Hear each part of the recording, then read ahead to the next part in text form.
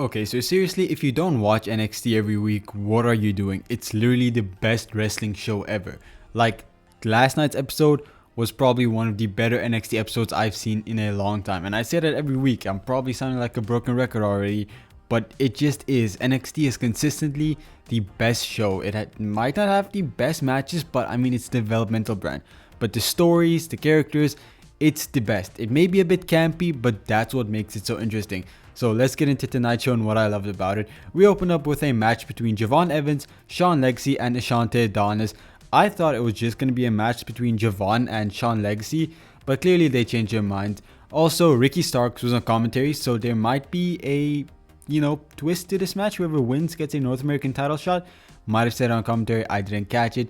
Anyways, during the match, Ethan Page jumps Ricky Saints on commentary and they start a brawl. So Javon Evans decides, hey, he's going to get a part of this, jumps over the top rope, lands on both of them, and this allows Sean Legacy from Evolve to steal a victory over Ashante the Adonis. Now, honestly, as soon as Javon Evans jumped over the top rope, I kind of knew Sean Legacy was going to win. Up until that point, I wasn't sure. I thought Javon might get the victory because clearly Ashante was just there to take the pin. But Sean Legacy picks up a victory, and this is pretty big for him, man. He was clearly since the first episode of Evolve, which I've watched, he was clearly the one they pushed a lot, someone they really had a lot of faith in, and I'm pretty sure he's going to start getting called up to the main NXT now. I don't think they're going to keep him on Evolve for much longer, especially considering he just had a match against a relatively regular here on NXT. And honestly, I'd be completely fine with that. Sean Legacy is relatively interesting. There's not a lot of character there, but his look is cool. He's pretty good in the ring. This was a fantastic match, by the way. So if we can just put him on NXT every week and, start developing a character for him, I think there's a lot there. Plus, NXT really needs some injection into the men's division. So plus for everyone. We go backstage where Ava is congratulating Stevie Turner, who's the manager of Evolve, saying that this is a big victory for Evolve, but she shoos them away quickly so she can talk to the winners of LFG, which is Jasper Troy and Tyra May Steele. She congratulates them, takes their contracts, and signs it. They're officially getting their shots, or their NXT contracts now. So Tyra May Steele is going to make her debut soon. But Jasper Troy said that he's going to make his impact felt tonight. And we're going to get to that later because, it was a pretty big moment. I really can't wait to talk about that. Stay tuned. We get a promo package of Jordynne Grace building up her match against Stephanie Vaquer for this weekend. Okay, let's take a detour here. I'm not feeling Jordynne Grace so far. She's amazing. She's fantastic. I love her as a wrestler. But it just doesn't feel the same as it did in TNA. And I get it. I totally understand. In TNA, she was the top dog. There was nobody else even close to her. Even when she dropped the title, Masha Slamovich didn't feel even close to who Jordynne Grace was. But then she came over to NXT and there were a lot of people there. She had to start competing with girls like Roxanne Perez, Julia, Stephanie Vaquer, who she's going to compete against.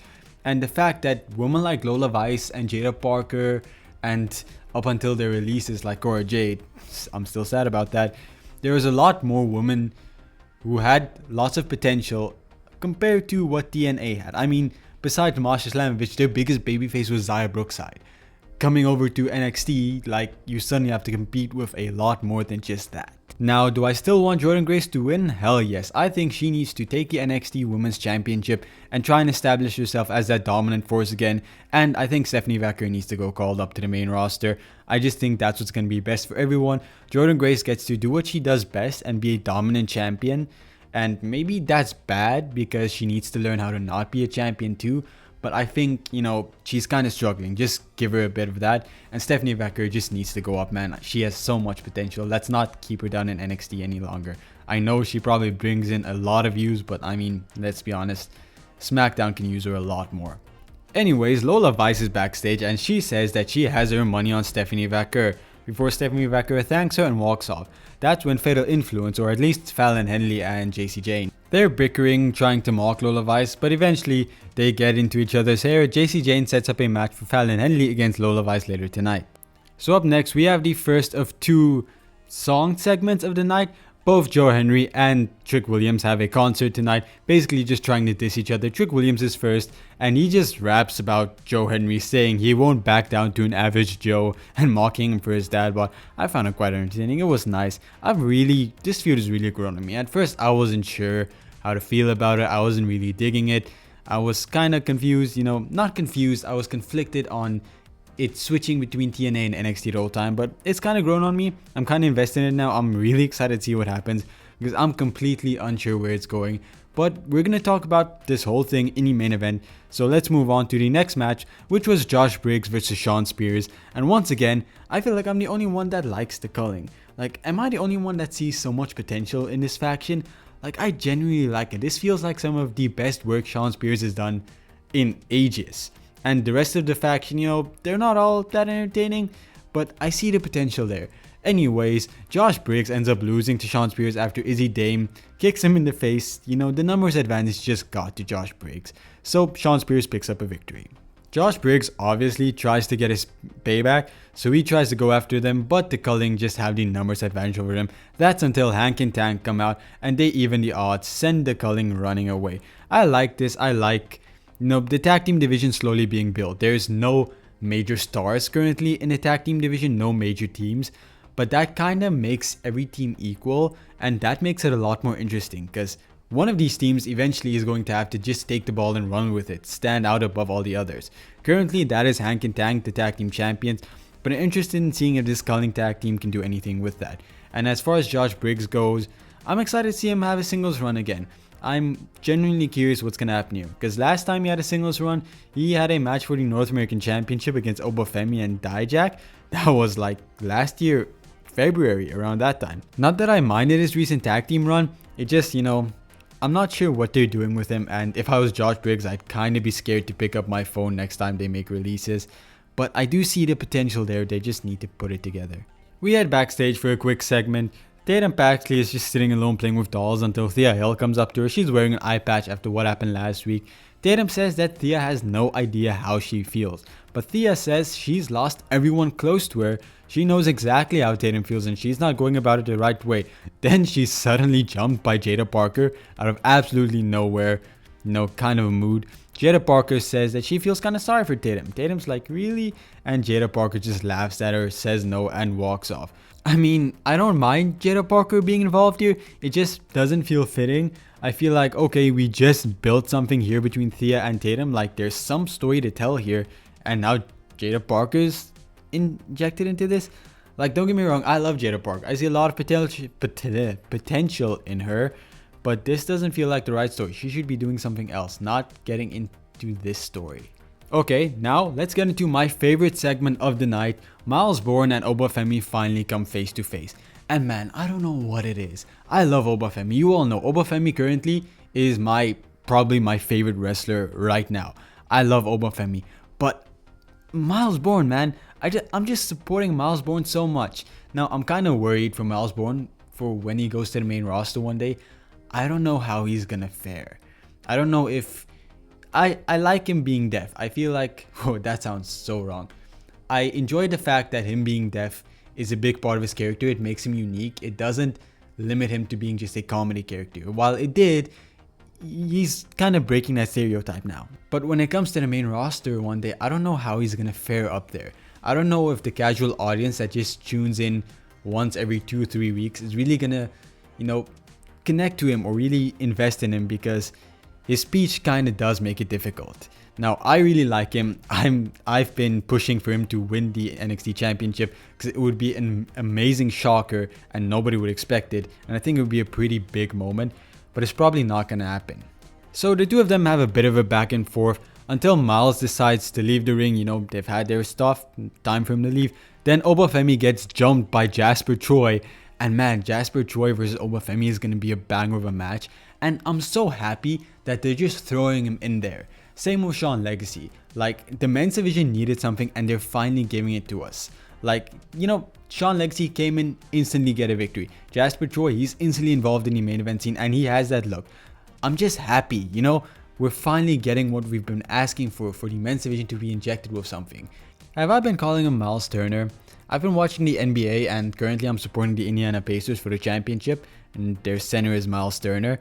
Did I call him Myles Turner? I think I did. Anyways, Myles Borne runs into the ring again, chases off Jasper Troy, and then he picks up the championship and tries to help up Oba Femi, but Oba Femi says no. I'm so invested in all of this, man. This feels like a solid, underrated main event scene. Like all three of these guys feel like they have so much potential. I just love this, man. Every second of this match, every second of this segment, I was so invested in it. Okay, so now we have a few matches to go through. OTM versus the new Chase U. OTM is returning and they pick up a victory over Chase U. Like I said earlier, I'm very happy with the tag team division and how it's being treated at the moment. OTM getting the victory is absolutely necessary. They've been doing next to nothing the last few months and they're a strong dominant tag team. Meanwhile, for Chase U, I feel like this is perfect for them. They're in this new tag team, but they're also Chase U students. The perfect storyline there is for them to get coached. Maybe you bring in a new mentor to help guide them.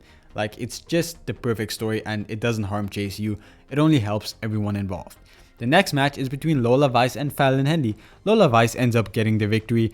We're continuing this whole thing with Fatal Influence breaking up, and can I just say, just let it happen. Stop stretching it out, just let it happen. Nobody cares about Fatal Influence anymore. They were honestly botched from the very start, and while I tried my best to invest in them, it's not there, and I don't want to see either of them as a babyface facing the other one as a heel.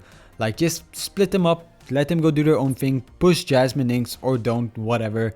Just get it over with. And as far as Lola Vice goes, they're clearly building her up to be the next challenger. Whoever wins between Stephanie and Jordan, they will probably instantly face Lola. Then our final match for the night, the main event match of the night, is Kalani Jordan versus Zarya. The winner gets to face Sol Ruka for the Women's North American Championship. Damn, botchamania here.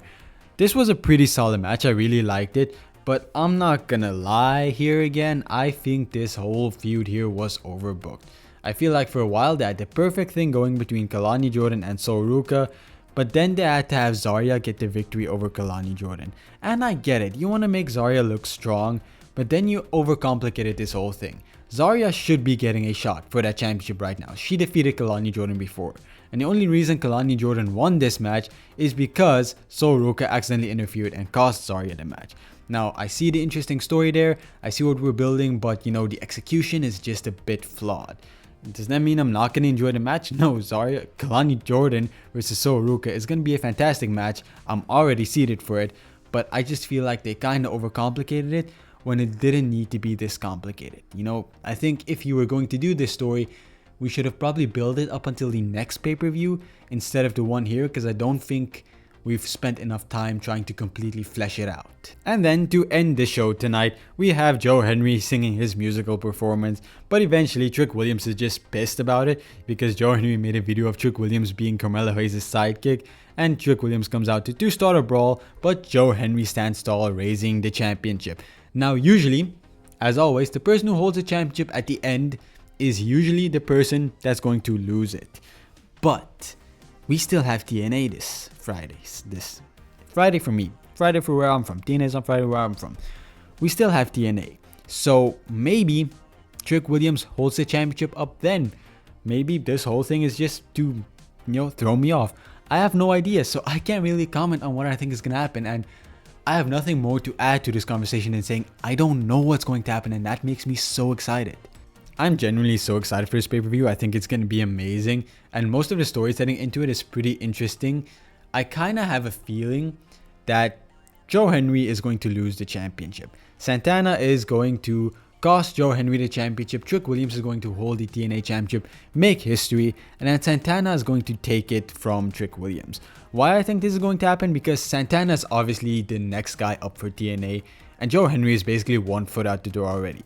So you probably want to take the belt off of Joe Henry, and Trick Williams is a much bigger name, let's be honest. So Trick Williams holding the championship makes history. A lot of eyes go to TNA, and then eventually Santana beats Trick Williams, which is a lot bigger than beating Joe Henry, and then Santana gets to be the next face of TNA. So we're gonna see what happens Friday.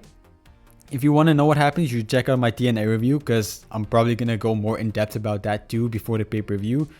But yeah, there's a lot that could happen here, and I've really bought into this feud. I'm late to the party, but yeah, Joe Henry versus Trick Williams, I'm into it. Okay, so now if I had to give tonight's show rating, it would be a 9 out of 10.